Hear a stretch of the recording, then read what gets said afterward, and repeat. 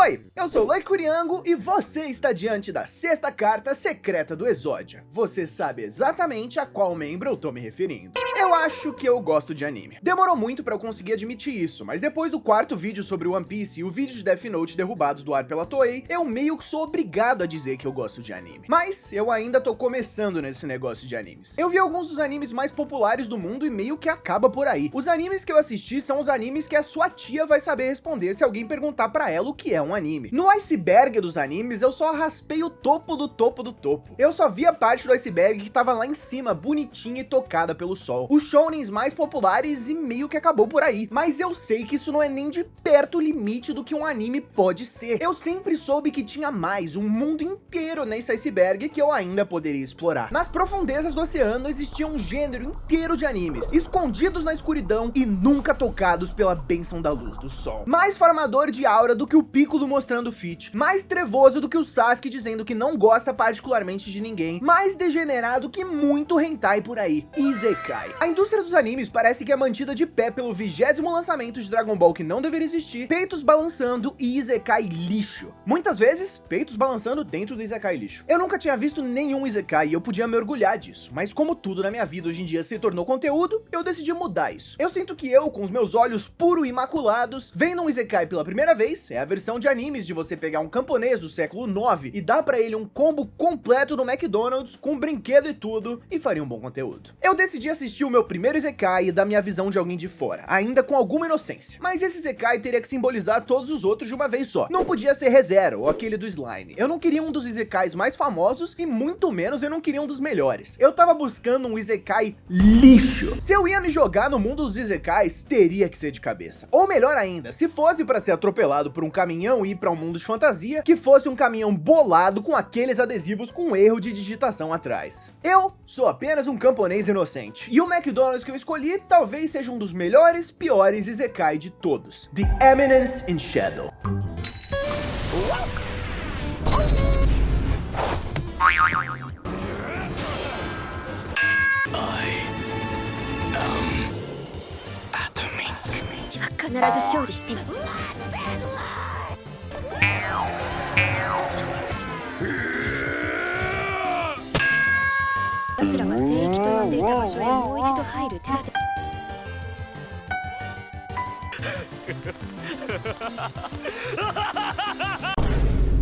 Eu acho que Eminence in Shadow é o que aconteceria se você pegasse todos os Isekais, tropos e clichês de animes e batesse um liquidificador. Ele é bobo, ele é cringe, ele é horny, mas ao invés de ter vergonha disso tudo, esse anime abraça esse fato e agarra isso. Não mate a parte de você que fala coisas cringes, mate a parte de você que acha que é cringe. Essa frase é do pensador francês Jean-Paul Sartre. Provavelmente. Não sei, acho que não. Eminence in Shadow tem orgulho de ser cringe da melhor forma possível. Eu escolhi esse Isekai de forma praticamente aleatória. Eu procurei Isekai no Google, cliquei em volta e rezei pelo melhor. A pior parte, se tem um Isekai que seria perfeito pra mim, eu receio que seja esse. Quando eu tinha uns 13 anos, eu assisti o Sasuke e o Kakashi fazendo a entrada deles no exame Chunin cheio de folhinha voando. O Sasuke com o pior corte do cabelo do mundo e vesgo. Ele sobe na parede, faz o seu primeiro Chidori e faz o Gaara sangrar e dar risada maléfica e ficar completamente insano só de ver o próprio sangue. Eu posso garantir, esse momento foi o ponto mais alto da minha infância e adolescência. O Lucky Curiango pré-adolescente tinha certeza que aquilo era o ápice do que uma história poderia chegar a ser. Nada chegou perto do meu nível de hype naquele momento e eu admito, talvez nada tenha chegado perto daquele nível de hype desde então. The Eminence in Shadow é o que eu, de 13 anos, teria certeza que é o melhor anime de todos os tempos. É o anime que um adolescente emo vê quando abre o seu terceiro olho. É como se essa imagem, de repente, tivesse se tornado um anime inteiro sem tirar nem pôr. Eu acredito que, sem querer, eu achei o exemplo perfeito do que um Isekai lixo pode ser. Talvez até o exemplo perfeito do que um Isekai lixo deveria sonhar em ser. O primeiro shot do anime inteiro é de uma garota de anime de calcinha. O segundo é dela tomando banho. Em poucos minutos depois disso, o protagonista da história chama ela de NPC na cara dela e se confunde com o nome da menina. Ela é sequestrada por dois caras bizarros e o protagonista assassina eles com um pé de cabra e uma balaclava. O primeiro morre espancado pelo pé de cabra no melhor estilo estilo Jason Todd, e o segundo, um militar adulto, briga com o protagonista e ele faz um discurso inteiro sobre como pés de cabra são a arma perfeita, e leva alguns minutos de discurso farmador de aura pra dizer que ele conseguiu desbloquear o poder de verdade dos pés de cabra depois de muito treinamento. O poder secreto que ele desbloqueou era simplesmente bater nas pessoas com o lado pontudo. Ele precisa de um discurso inteiro pra explicar isso. O protagonista vence os dois, cometendo duplo homicídio doloso, resgata a garota e vai embora sem ela nunca saber quem ele é. E além de tudo isso, a cigarra do Evangelion faz uma aparição surpresa. Isso é tudo no primeiro episódio, antes mesmo do Truck-kun fazer a sua parte e mandar o protagonista reencarnar em um mundo de Isekai. No primeiro episódio, o anime já tinha sido cringe, horny, engraçado, edgy e patético de todas as melhores formas, e a gente nem tinha começado a história de verdade. A minha versão adolescente falaria com certeza que esse é o melhor anime que já foi feito, e com 10 anos a mais, eu tô tendo que fazer algum esforço pra não admitir que eu concordo. Eu ainda tava tentando me manter distante, dizendo que eu era melhor do que um anime Isekaizinho desse, que eu nunca iria gostar desse Isekai Slop, mas eu simplesmente não consegui resistir. O plot desse anime é que o protagonista, Cid, não esse, tem o sonho de ser essencialmente um protagonista de Isekai e ao mesmo tempo um NPC genérico. Numa vibe meio Hannah Montana, ele vive uma vida dupla. De dia, ele é o NPC genérico A, que não quebra sua mentira de jeito nenhum, dedicado a desaparecer no meio dos populares que ele mesmo chama de personagens com nome, calculando meticulosamente cada pedaço da sua vida para não ser percebido como nada além de patético e insignificante. Quando eu digo que ele não quebra o personagem de jeito nenhum, é de jeito nenhum. Quando terroristas atacam a escola dele, a única coisa que esse maníaco sente é a animação por ter a chance de morrer igual o NPC genérico A de algum outro anime morreria nessa situação, se sacrificando por uma garota no começo do ataque. E ele morre. Tipo, de verdade. Ele usa os poderes de protagonista dele pra voltar. Mas o completo psicopata que é o protagonista dessa história tava literalmente disposto a morrer feliz pra manter o papel de NPC idiota que ele tanto gosta. E isso tudo é de dia, porque de noite ele é o Eminence in Shadow, o herói poderoso que é capaz de resolver tudo e ser o cara mais legal do mundo, cheio de frases de efeito que ele ensaia na frente do espelho e com vários discursos sobre como ele fica na sombra pra derrotar os monstros da sombra. Ele muda o seu nome pra Shadow quando ele veste a capa dele de garoto descolado. Ele tem o poder de destruir cidades inteiras em um piscar de olhos fazendo ASMR. Ai, fez coceguinha no meu ouvido. Por que esse cara falou em itálico? O protagonista desse anime é o que os fãs do My Chemical Romance com 13 anos sonham em ser. O mal necessário pra salvar o mundo sem nunca receber os louros por isso. Ou qualquer coisa genérica assim. A melhor parte é que o tempo todo você consegue ouvir o que o protagonista tá pensando. E ao contrário de vários outros protagonistas de anime que são legais simplesmente porque eles fizeram coisas legais, o Cid aqui passa horas e horas cuidadosamente planejando o que ele poderia falar e fazer a qualquer momento. Ele é o cara que fica no chuveiro pensando qual é a melhor resposta que ele pode dar pra todas as coisas sem nunca perder a pose de bad boy. Que frases de efeito ele poderia falar? Que tipo de técnica ele poderia usar pra parecer ainda mais legal? Porra, ele aprende a tocar piano simplesmente porque na cabeça dele, a ideia do Shadow tocando piano com a capa esvoaçando ao vento era descolada pra cacete. E sabe o que é foda?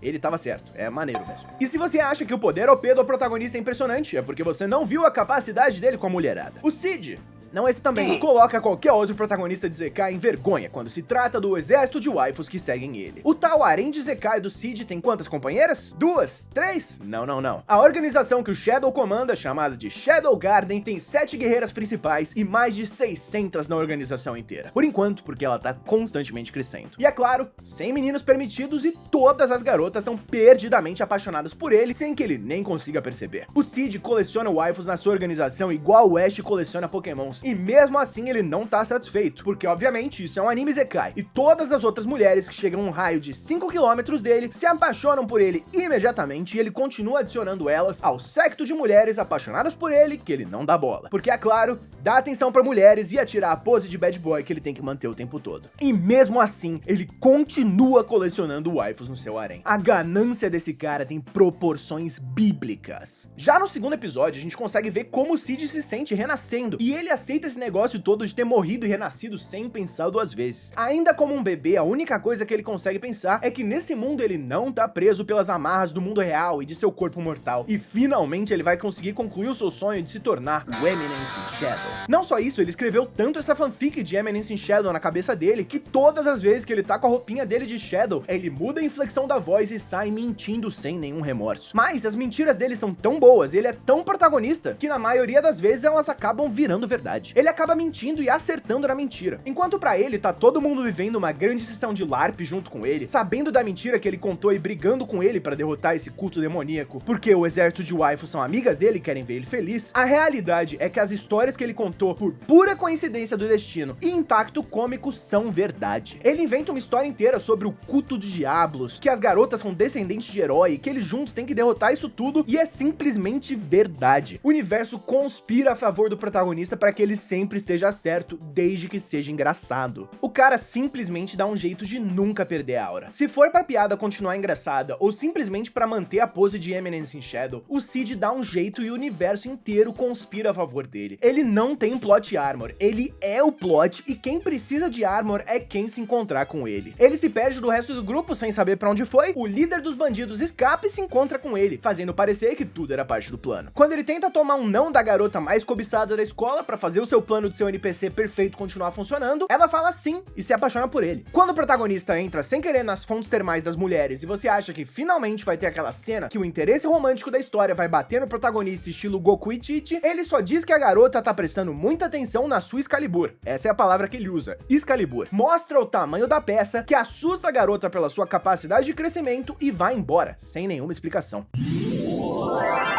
Brasil! Eu tentei escrever o roteiro desse vídeo igual eu escreveria qualquer roteiro normal de anime, resumindo a história dele de ponta a ponta e dizendo minha opinião sobre tudo que tá acontecendo. Mas toda vez que eu tentava resumir o plot desse anime, ficava parecendo a coisa mais sem graça da história e não fazia justiça ao que tava na tela. O primeiro arco do anime é sobre resgatar uma princesa sequestrada. O segundo é sobre derrotar uma organização que tá fingindo ser a organização do protagonista. E o terceiro é uma sequência de 3 arcos do torneio, que vão aumentando em tamanho e complexidade por razão nenhuma, além de fazer com que o protagonista consiga cumprir seu sonho de participar de arcos de torneio de formas diferentes. Primeiro, ele participa como um NPC bobão que perde a luta pra mostrar como o verdadeiro vencedor do torneio é forte. Depois, como um invasor do torneio que impressiona todo mundo. Depois, como o guerreiro desconhecido que ninguém dá nada, mas acaba limpando o chão com os favoritos do torneio. Ele tava fazendo speedrun de clichês de arco do torneio simplesmente porque ele podia. Olhando pela superfície, eu só ficaria aqui por horas contando o que acontece nesse anime e não chegaríamos a lugar nenhum. Na superfície não tem nada de absolutamente inovador no plot. O anime sabe que ele é clichê e bobo e ele abraça isso, usa isso a seu favor. Eu tenho dificuldade de explicar o porquê, mas eu tava me divertindo. Eu não sei o que tava acontecendo, mas parecia que o Eminence in Shadow tava comendo o resto do meu cérebro enquanto eu assistia. O protagonista confessa o amor pra princesa do colégio e ela trata ele como um cachorro jogando dinheiro pra ele.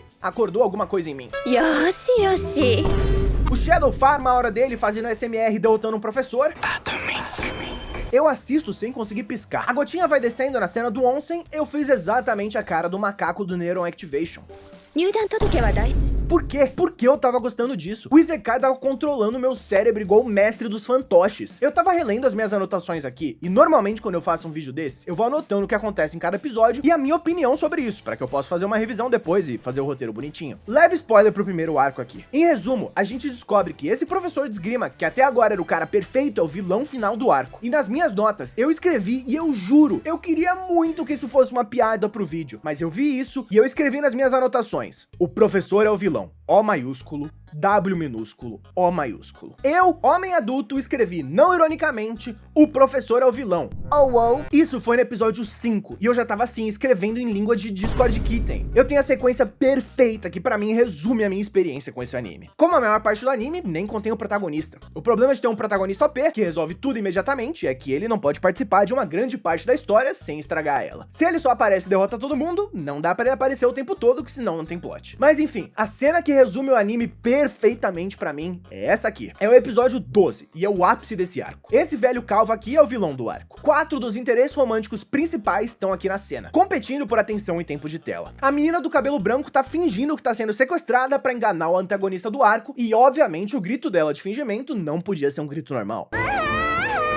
O vilão da semana aqui grita por ajuda e um ninja genérico aparece. Ele ataca essa menina chamada Y, que desvia, e o corte da espada do ninja acaba cortando os peitos feitos de slime que ela usava para aumentar os seus peitos magicamente. Ela observa os peitos falsos girando lentamente como se estivesse perdendo o próprio filho. Tem uma série de flashbacks dignos de Naruto, só que ao invés de mostrar alguma backstory triste, a backstory dela é que ela tinha peito pequeno e decidiu domar a natureza com magia. A natureza sendo, evidentemente, o tamanho do busto dela. Ela fica muito brava e ataca o ninja genérico, fazendo uma explosão de sangue e gore animada digna de Invincible, pra garantir que ninguém mais vai ter a coragem de falar dos peitos dela. Essa sequência inteira consegue ser horny, absurdamente engraçada, violenta e muito mais bem animada do que ela deveria ser. A única coisa que eu conseguia pensar enquanto eu tava assistindo isso é se meus olhos e meu cérebro ainda estavam funcionando, se eu realmente tinha visto isso ou se eu tava alucinando foda. Você tem que entender, até agora o máximo de peitos de anime que eu tinha visto era Tsunade, olhe lá. Essa sequência inteira foi como ser transportado da Era da Pedra pro mundo moderno de uma vez só. Um mundo de High School DxD passou diante dos meus olhos sem eu nunca ter visto um anime. Eu assistia isso e eu tava que nem o Capitão América no final do filme, quando ele chega no presente e sai na rua totalmente perdido. A quantidade de estímulos, sons, gritos e animação exagerada era demais pros meus olhos inocentes, que nunca tinham visto nada como isso, e todas essas coisas tinham acontecido em um único minuto. O número de pessoas envolvidas para fazer esse anime, de acordo com a Wikipédia do estúdio, é de mais de 60. Isso quer dizer que mais de 60 pessoas diferentes colocaram as suas mãos em algum momento diferente desse processo criativo para que essa sequência de imagens fosse animada. E sabe-se lá quantas mais para que fosse traduzida, enviada para o ocidente e transmitida até os meus olhos. O esforço coletivo de pelo menos uns 100 seres humanos diferentes em diversas partes dessa linha de produção, em diversas partes do mundo, com séculos de inovação tecnológica movendo eles para frente, foi necessário para criar essa sequência dos peitos voadores que estavam diante de mim. Isso é o ápice do que nós como seres humanos já fizemos, iremos fazer e temos qualquer chance de fazer. Podem desligar a Terra. Os peitos mágicos voadores já venceram.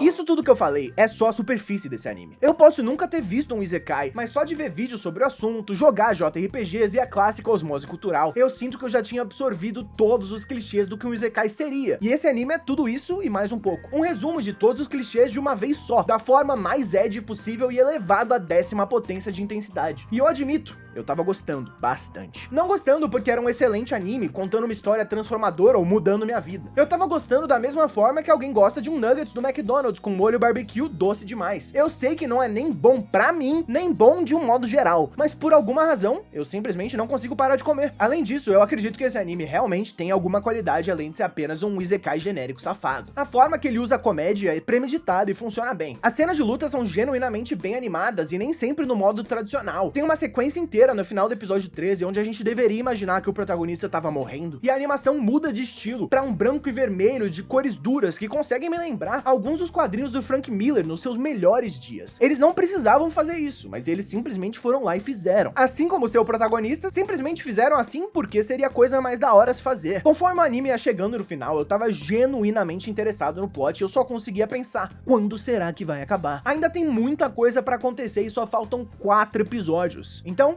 eu descobri que eu tava sendo enganado. Eu descobri assim que eu terminei esse anime que eu só tava na primeira temporada. Tem 2, e um filme. E sabe o que é foda? Agora eu quero continuar assistindo. Eu sinto que no momento que eu decidi assistir um Isekai, os deuses do anime colocaram o Isekai perfeito pro meu gosto particular no meu colo, e agora eu tô viciado nisso. Eu gostei tanto que eu tô me perguntando se eu gostei desse anime, ou se eu realmente posso gostar do gênero, e a única forma de descobrir isso seria simplesmente assistir mais Isekai ainda. Eu não sei se eu sou forte o bastante pra isso. Se eu tivesse que dar uma nota, 4 de 5 betas gemendo pra The Eminence in Shadow primeira temporada. Lembra quando eu falei que Isekai tava no fundo do iceberg dos animes? Eu sinto que assistindo Eminence in Shadow, eu amarrei uma âncora no meu pé e eu afundei direto pras profundezas do oceano de uma vez só. E agora que eu tô aqui embaixo, eu faço o quê? Eu vou pra drogas mais pesadas? Eu assisto outros Isekais? Eu assisto Jojo? Irmão, pode dar carteirada em todos os puteiros. É isso, pessoal. Espero que vocês tenham gostado desse vídeo. Se você gostou, comenta aqui outros Isekais que eu poderia assistir e comenta aqui se eu deveria ou não assistir esse tal de Jojo. Tem bastante gente que fala que eu ia gostar. E se você gostou desse vídeo, o YouTube acha que você também gostaria desse daqui.